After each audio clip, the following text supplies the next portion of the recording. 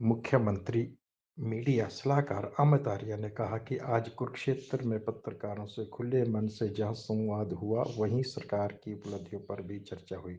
उन्होंने कहा कि प्रदेश में प्रजातंत्र का चौथा स्तंभ मीडिया बिना किसी दबाव के कार्य कर रहा है, जबकि पड़ोसी राज्यों पर मीडिया की स्थिति किसी से छिपी नहीं है कि वहां कितना दबाव है। उन्होंने कहा कि पत्रकारों के हितकारी विषय पेंशन बढ़ोतरी, कैशलेस हेल्थ पॉलिसी, टोल पर भी माफी, मान्यता सरलीकरण के बारे चर्चा हुई और मुख्यमंत्री में इस विषय के बारे में भी उनको आगे बता दिया गया है और इस समस्या का हल बहुत जल्द कर दिया जाएगा।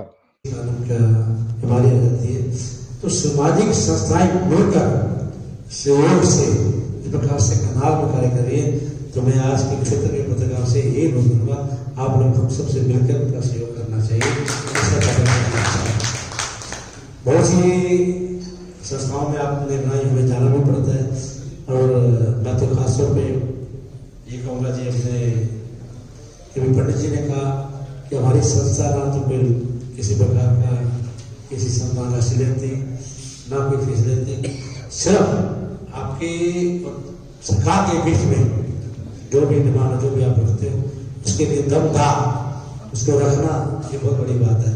अगर आपका वकील तकड़ा है ना, 100% डॉक्टर तकड़ा और वकील तकड़ा, केस जीतते जीतते हैं आप। जिस प्रकार से कैसे पॉलिसी के बारे में भी बता रहे थे, अभी उन्होंने डिमांड रखी है, तो मैं कहूँगा ये आर्या जी अच्छी प्रकार से सरकार से देख रहे हैं, 100% आपके बीच के अंदर रह के और आपके साथी आ रहे कमाने की पूरी कोशिश करेंगे। मैं भी आज पत्रकार संघ की तरफ से आर्य जी से कहूँगा, इनकी डिमांड मुख्यमंत्री से विषय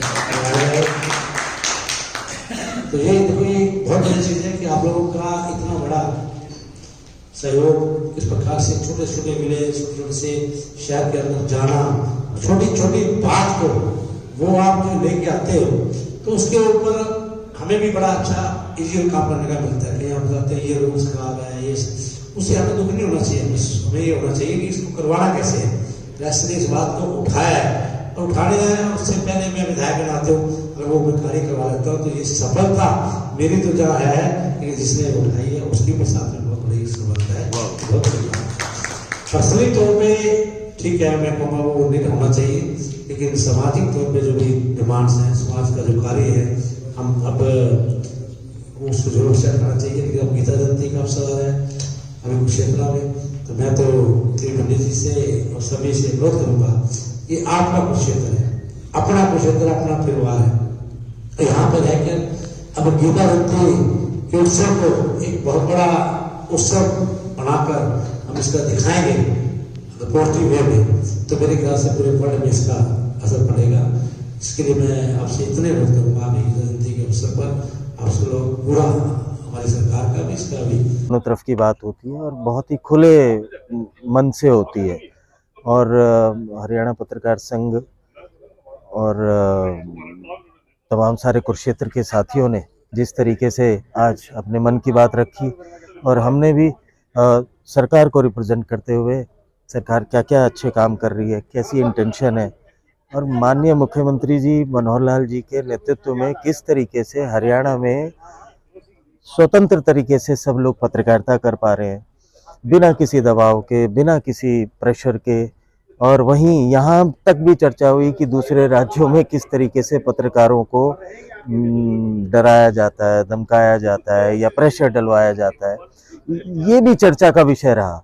और 3, 4, 5, 6 चीज़ें जो पत्रकारों के हित की बताई, तो हम लोगों ने बताया कि उनमें लगभग काम शुरू हो चुका है। सरकार की इंटेंशन बहुत पॉजिटिव है।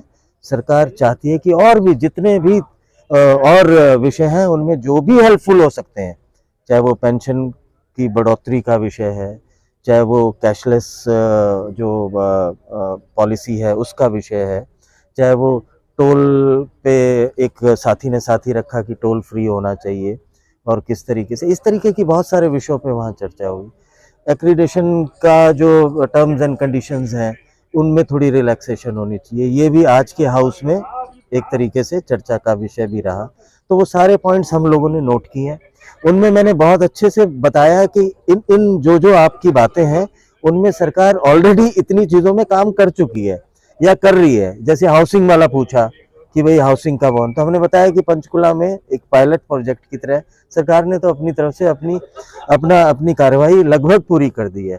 अब तो जो है वो पत्रकार साथियों को करना है। तो पंचकुला वाला पूरा हो जाएगा एक तरीके से, तो इसमें कोई दो राय नहीं है। मेरी बात भी हुई थी माननीय मुख्यमंत्री जी से, तो माननीय मुख्यमंत्री जी ने कहा कि